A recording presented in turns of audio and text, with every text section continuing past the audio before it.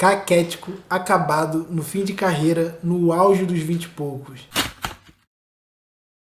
Hoje eu escolhi esse tema que é levemente ignorado pela maioria de nós, e é a velhice. E é um tema que a gente consegue viajar de várias formas quando vai pensar sobre ele, de vários pontos de vista diferentes. E eu acho muito interessante por ser o destino da grande parte de nós, a realidade de uma outra grande parte. E realmente quando a gente vive ao longo dos anos, a gente não se vê tanto nesse momento da vida até a hora que ele só chega pra gente. E com certeza é uma experiência incrível.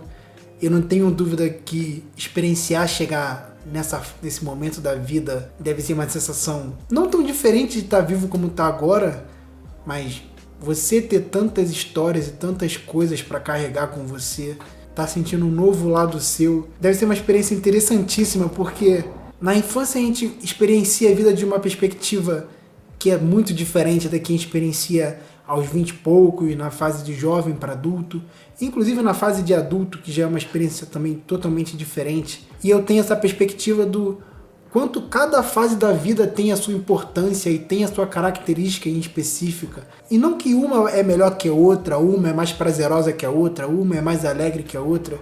E sim que cada uma tem a sua própria característica e cada uma vai exigir uma abordagem diferente de nós. Com certeza na sua roda de amigos, você já deve ter passado por aquele papo de tô velho, ai como eu tô velho, ai como eu tô acabado, e blá blá blá, e blá blá blá. A gente sabe o quanto isso não é verdade, mas de alguma forma tem um nível de verdade ali. E talvez uma verdade que não seja tão consciente, mas eu tenho a impressão que a gente constrói a nossa velhice nos 20 e poucos. Eu tinha uma ideia de velhice muito diferente da que eu tenho agora. O ponto é como a gente constrói essa velhice nos nossos 20 e poucos sem perceber. A velhice, para a maioria das pessoas, é uma construção que a gente vai fazendo ao longo da vida. E nos 20 e poucos anos a gente bota bastante tijolinhos na construção dessa casa que é a velhice. Só que sem perceber, vai desde manias a gostos e coisas que a gente tolerava e passa a não tolerar tanto. E com certeza ao longo dos anos, principalmente ali próximo dos 30, a gente começa a colher vários aprendizados com a vida sobre aonde você quer estar, aonde você não quer estar tanto, o que você quer evitar, o que você quer trazer para mais próximo. E não que esses aprendizados não vão mudando ainda ao longo dos anos, eu acredito que realmente o ser humano tem uma capacidade incrível de aprender. E eu não compro muito essa ideia de estar velho demais para aprender alguma coisa, mas eu vou deixar para falar isso depois. A impressão que eu tinha da velhice era que era uma coisa que só acontecia na tua vida como um estalo. Você ia vivendo e chegava numa idade que, tipo, pronto, você tá velho.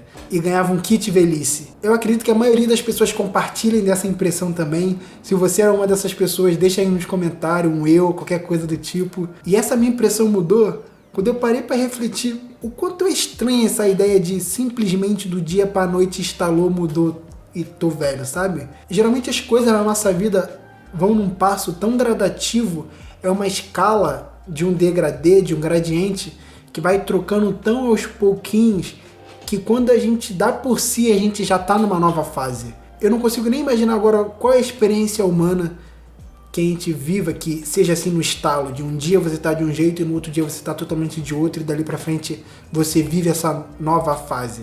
Eu acredito que nem tenha. E observando isso, eu olhava algumas pessoas mais velhas andando na rua e a forma que elas se vestiam, e eu sempre achei curioso quanto alguns homens mais velhos sempre estavam com calça de alfaiataria ou calças sociais. Eu não sei se tem um nome melhor para esse tipo de calça. Eu achava curioso por estar tão acostumado com calça jeans e outros tipos de vestimenta e sempre ver esses senhores usando esse tipo de calça. E eu ficava com essa impressão, tipo, não, quando eu ficar velho eu vou usar boina, fazer minha unha na manicure e usar roupa de alfaiataria. Roupa de alfaiataria talvez nem tanto, mas eu ficava com essa imagem na minha cabeça recorrente o tempo inteiro. Então um dia eu cruzei uma foto dos anos 40 e eu vi como a galera se vestia naquela foto.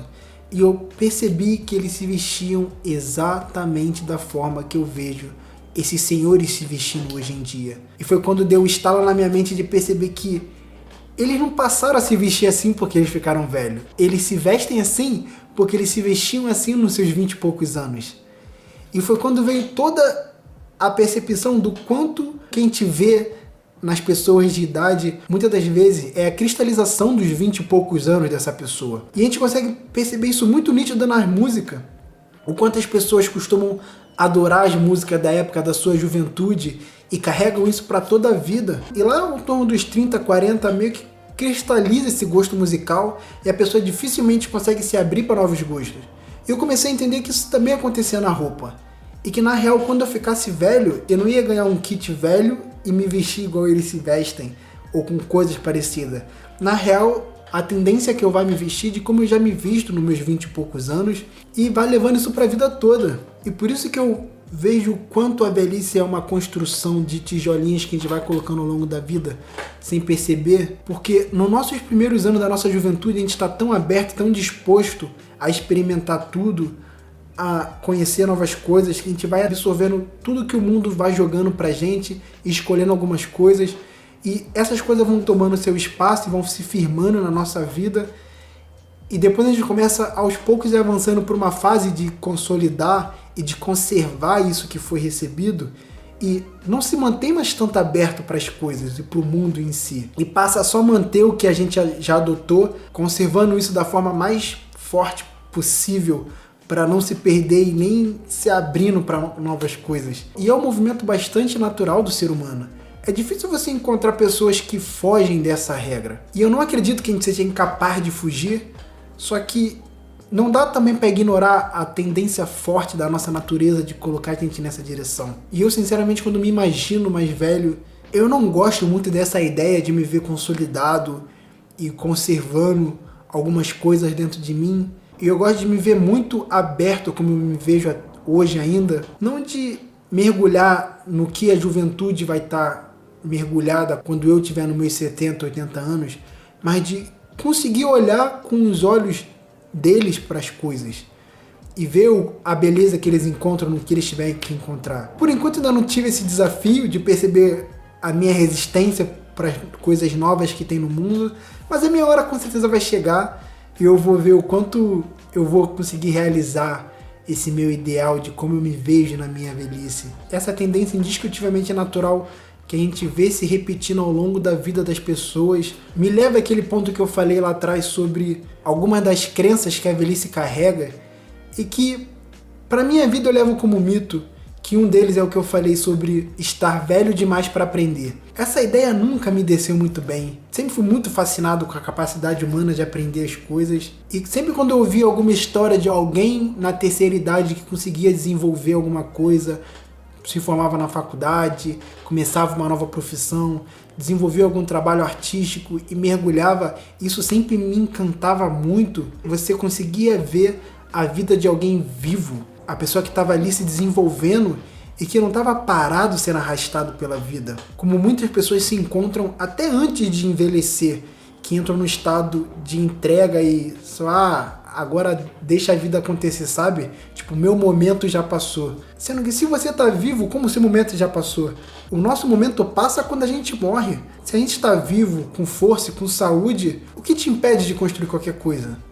Levando em conta que muitas das pessoas desenvolvem família, filhos, isso é realmente o estilo de vida que te impede de desenvolver algumas coisas na sua vida particular, mas de qualquer forma você continua desenvolvendo alguma coisa porque educar uma criança, gerar uma vida e permitir que uma vida cresça e se desenvolva para além de você, isso já é um trabalho por si só. E, inclusive me faz pensar sobre o quanto esse instinto de dar um passo para trás, parar de perseguir as suas coisas e entender que agora não é o seu momento, acaba sendo uma expressão de um estado interno que a gente entra para permitir que outra vida cresça a partir da gente.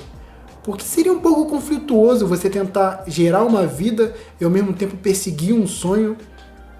E não que não seja possível, mas dependendo da configuração da família, é um trabalho que realmente não é tão simples de se fazer. A criança demanda muita atenção por uma certa fase da vida, exige que faça-se alguns sacrifícios que são inevitáveis. Mas uma hora a criança cresce e ela segue em frente, e o quanto essa explicação de não é o meu momento, tô velho demais para aprender, é um estado que a gente é levado pela nossa natureza, e o quanto é uma desculpa. Isso é só um dos milhares de desafios que a gente vai topar pela vida ao longo da terceira idade. E eu realmente fico um tanto que curioso para ver O que a vida vai trazer para mim quando eu estiver nesses anos? E o que eu vou descobrir de como aproveitar a vida nessa fase? Porque eu vejo o quanto a vida é para ser vivida em qualquer momento que a gente está vivo. E que eu não me feche e entre nesse estado de cristalização, tentando conservar só o que eu fiz e as minhas conquistas e as minhas boas histórias dos 20 e poucos anos. E para isso eu tenho que me manter livre da necessidade humana de ter sempre razão e saber que eu vou estar errado para me permitir continuar crescendo. Inclusive eu vou deixar um vídeo aqui na tela onde eu faço um ensaio sobre essa nossa necessidade e algumas das consequências que ela leva. Então é isso, rapaziadinha. Agora eu vou.